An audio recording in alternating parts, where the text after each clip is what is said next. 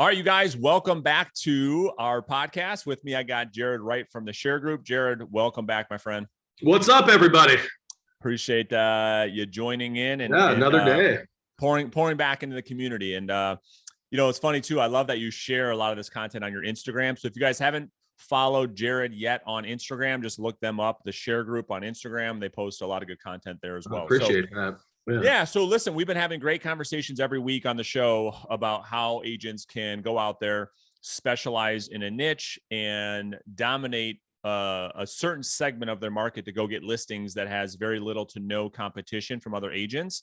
Yeah. And like we were saying off air, we're getting a lot of great feedback. In today's episode, I want to talk about really give the audience some ideas on what they can do when they work with your company to get a segmented, targeted list of seller leads that have very little to no competition and get people's minds going. Cool. Right. Perfect. Yeah.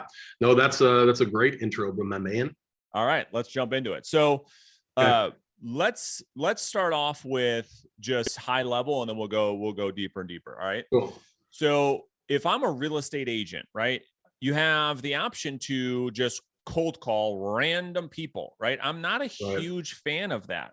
I think that if you're going to spend the time, energy, and effort picking up the phone, prospecting people, knocking on doors, sending people on messages on Instagram or Facebook, that time should be best used communicating with people who have the highest likelihood to sell a house. Right. So let's get some of the obvious ones out there, and then we'll really go nitty gritty. So good.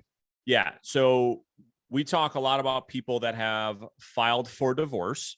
Yep. So let's talk about that list really quick. So your company, I call you a list broker. Is that the right word? That's kind of a dirty word, man. I think that's kind of that's like calling me fat. No, I'm just kidding. No, we're a data aggregator, and that's a big word, but we are a data compiler. And just with today's day and age, and the technology that we have, we're able to bring in multiple sources of different data feeds and kind of build a very responsive, multi-source database. And it starts with transactional data that a lot of people have access to. It's public record information. We all kind of know that, but it's how you keep that up to date and how you keep it to current is kind of the magic ingredient. But the transactional data is where the data starts, but then we license other non-transactional data elements and then match that back to a household that really kind of, where the rubber meets the road. I hate using that term. Like I feel like my dad commercial, like one of those, you're turning into your dad, I'm starting to say some of the terms he says, but no, point is that it's a very complex multi-source database with, various demographic information that you can select by, just like, to your point. Yeah. So let's look at this first list, right? So again, instead of going to call random people, one list they could create is they could work with your company. You can go out there and say, okay, and I don't want to give the exact data points. Maybe you can tell me, like people that have filed for divorce in last, how long? Yeah, it's like around 3 to 11 months is where we kind of figure out where the household record has changed. So think about when information comes in, we'll see that, Mr. and Mrs. Bob Smith are married household, with children. They live at 123 Main Street. As we start to get more sources coming in, knowing that Mr. and Mrs. Smith have parted ways, that record now comes back as a single household with children. Knowing that there's a one head of household and the secondary household has moved away. So within the sourcing that we get on a monthly basis, as that record changes, we are able to identify that as being married to single, and then we know what the primary residence is of that person that has now living in that home. And some of the stats that you say, 80% of all divorces end in selling their property. Correct. So we've had a lot of success with the way of the divorce compilation for us, because it's not like we're scanning the papers for, that public information that Mr. and Mrs. Smith is, have divorced, but we know from the sourcing that we get from the different records that household's changed from divorce to single. Got it. All right. Beautiful. Yeah. So no, that was well articulated. And that's exactly what I want today's show to be about. It's, so you guys listening to this, replay on YouTube, it's imagine you call 100 random people or 100 people that have just filed for divorce, it's a lot likely that these 100 people that you call have a higher likelihood of saying, yes, we want to sell our home than the other people. So let's give another list example. Right. Well, one thing there too, and I have please. to say this, and I always say it, but like, just with your prospecting, don't be like, hey, Mr. and Mrs. Smith, I heard you guys got a divorce. You'd be just, hey, do you want the most highest value offer of your property right now? Which we all know that, but I have to say it. I love it. Yeah. And it's a good, because you're right. I mean, every time we do something like this, they're like, well, what should I say? Do I say, hey, sorry, you're going through a divorce? No, you're not saying that. No, this is not a podcast for that, of what to say. That'll be a different right, my show. Bad. Yeah. But all right, let's talk another list. Yeah. This is an example of a list, right? So let's give people even another list. Yeah. So with my coaching clients, Jared, I'm talking a lot about a great demographic right now that's going to be very fruitful for real estate agents over the next 3 to 5 years. Yeah. There's a study that just came out that baby boomers and seniors are going to make up. So let me give some context. In the United States, there's about 6 to 6.5 million homes that sell every single year. Of that, about 750,000 typically come from the senior community. All right. Well, there's studies that suggest that's going to double over the next year, 2, 3, 4, 5 years. Wow. So over like 1.5, 1.8 million homes are going to be selling every year from this one demographic, which is seniors or downsizers. And so let's talk about this list. This is probably the list that I'm most excited about.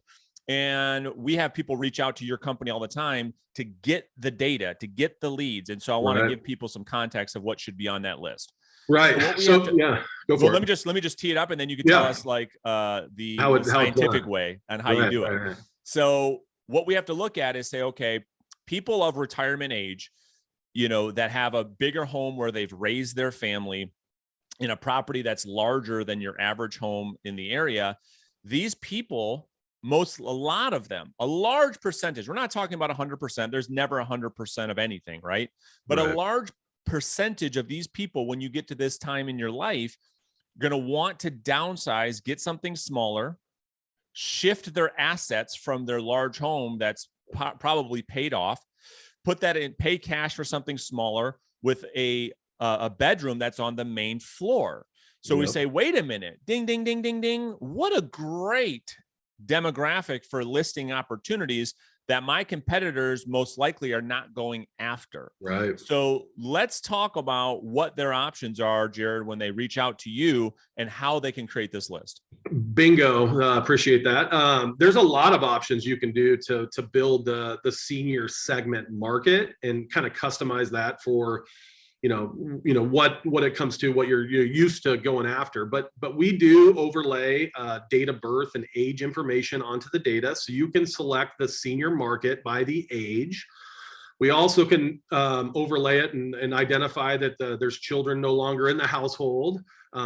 Size of home is a variable that we use for criteria. Value of home obviously is important, but you hit it on the head when you were setting this up is no mortgage, right? They have the home paid off, and we're able to tell the LTV, which is loan to value, and we have that information, so we can tell how long they've lived there, age of home, and some of the demographic characteristics that really niche in to target this market. Like Brandon said, is starting to be more and more part of the transactions as the years progress. Yeah. I mean, I love it. I mean, the reason I like it so much, to just pile on to this, is, typically the younger generations have relationships with realtors because real estate has become so sexy. It's like everybody's a realtor. Right. With the older demographic, it's less likely that they have a tight relationship with a real estate agent. And so not only is this a great targeted list of prospects, but when you do talk to them, it's very unlikely that you get that objection of like, oh, I have an agent already. Right. So you have a demographic, Jared, that has a high likelihood of selling.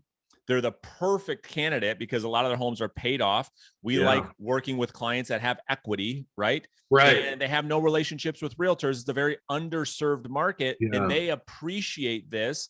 You just keep piling on. It's a great opportunity for realtors. Yeah, no, that's a good one. I like it.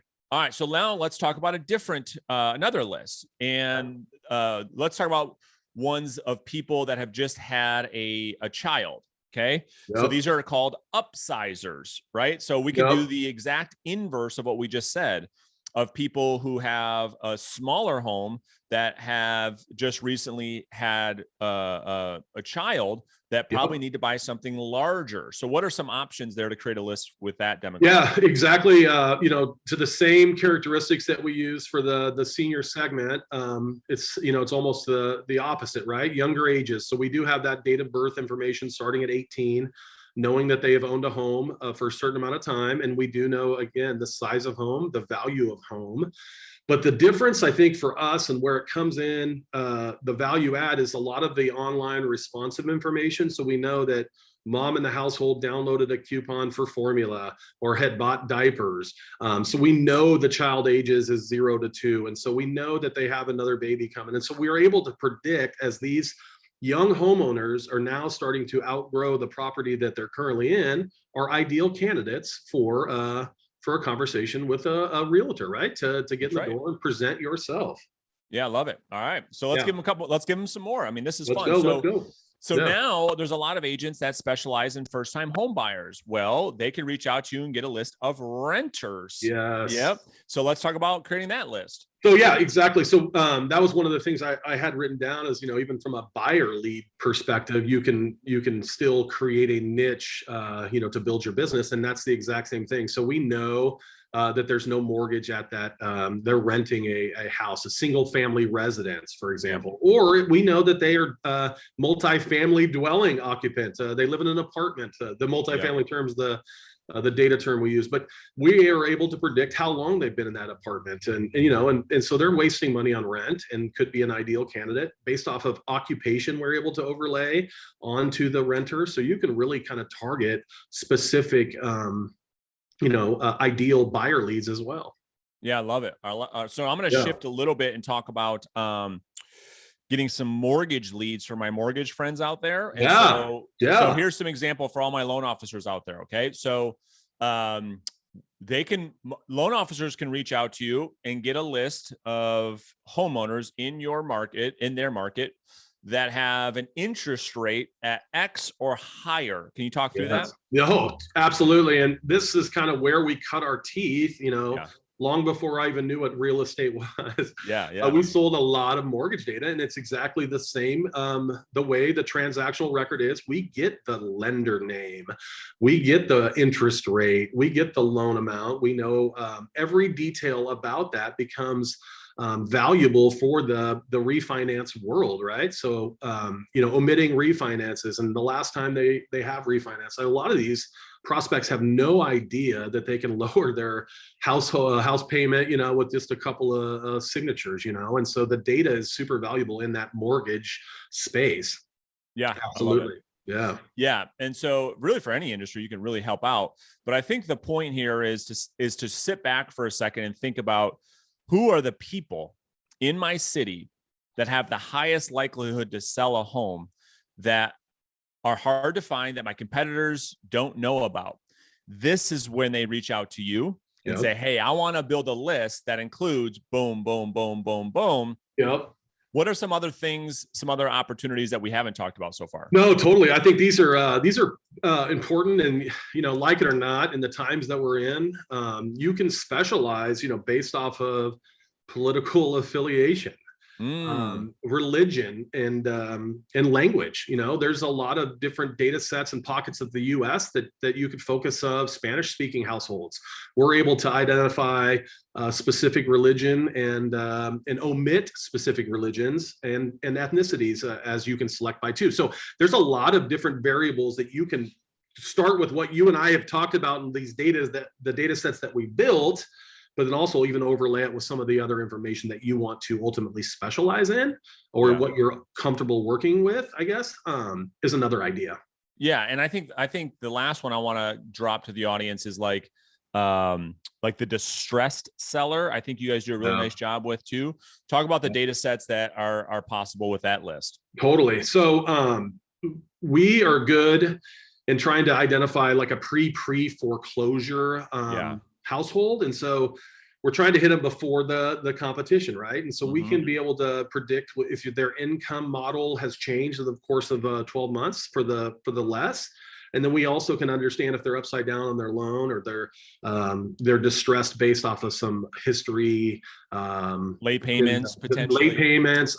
We're able to track if you go to certain stores and then get maybe a high interest loan perhaps, and have a $300,000 mortgage. That's a flag for us that household is distressed. We also get actual credit score.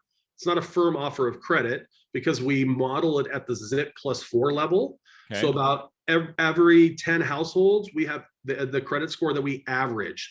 So geographically speaking, you could use this credit score to target certain areas too. That is a valuable for high and positive credit score, or lower and negative credit scores for that distressed homeowner.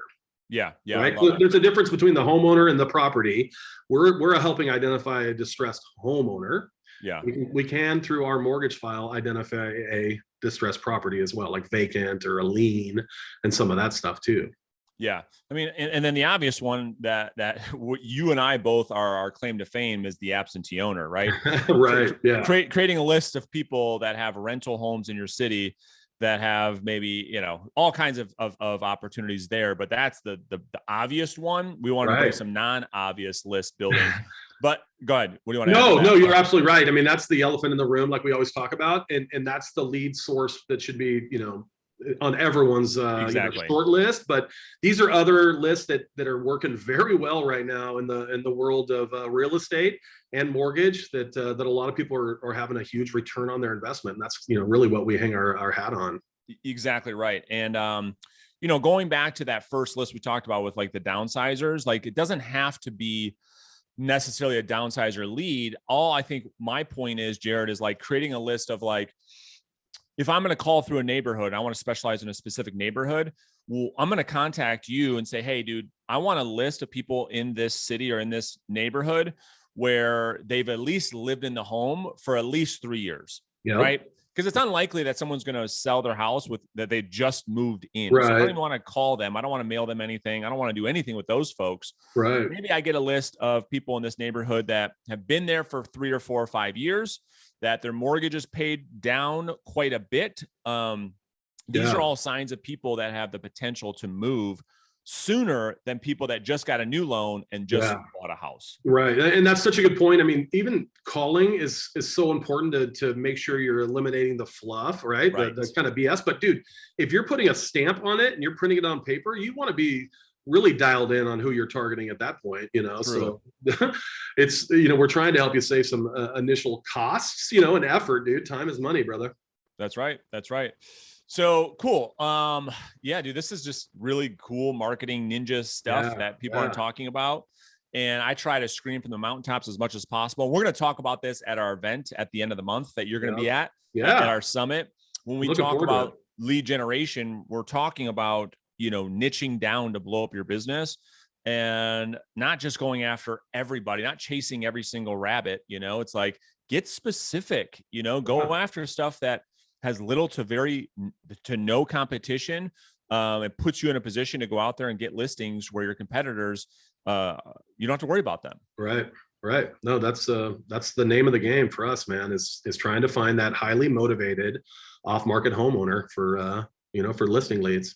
And buyer leads, and buyer leads. Yeah. So, all right. I will link up to all your stuff beneath this video, but where's the best place for them to reach out? Yeah. Our website, it's theshare.group. Brandon will link it below. You can see our pretty faces on there. And we're ready for you guys. And I appreciate the opportunity, man. I love talking with you about this. I mean, this is my passion. This is what I get excited for. So as old as I am now, I have to, get pumped up talking about data, but hey, it's just great opportunities. And I'm passionate about it too, because I think people, especially here on YouTube, are talking about the same old thing. And so I like bringing new opportunities to our audience. And so I appreciate you coming on the show, and I'll see you next week, brother. Peace, guys. Have a great day.